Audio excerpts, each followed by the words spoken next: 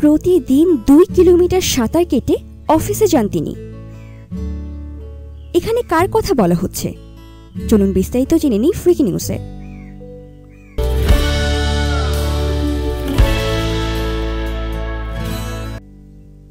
জার্মানির মিউনিখ শহরের Benjamin David প্রতিদিন সকালে ল্যাপটপ, জামা কাপড় এবং জুতো ইত্যাদি ওয়াটারপ্রুফ একটি ব্যাগের ভেতরে ভরে সাঁতার কেটেই অফিসে যান।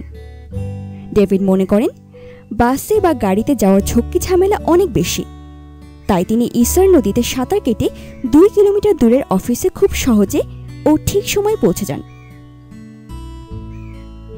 বেঞ্জামিন ডেভিড জানান, প্রতিদিন সকালে নদীর পাশ দিয়ে চলে যাওয়ার সড়কটিতে খুব বেশি গাড়ি থাকে, সে কারণে বাসে বা গাড়িতে যেতে অনেক বেশি সময় লাগে, তাই তিনি গাড়িতে করে অফিস যান না। শহরের ভেতর দিয়ে বয়ে যাওয়া নদীতে সাঁতার কেটেই তিনি সময় মতো অফিসে পৌঁছে যান। প্রতিদিন তিনি যখন অফিসে যান তখন লোকজন রাস্তার দুপাশে কিংবা ব্রিজের ওপর দাঁড়িয়ে তাকে দেখেন।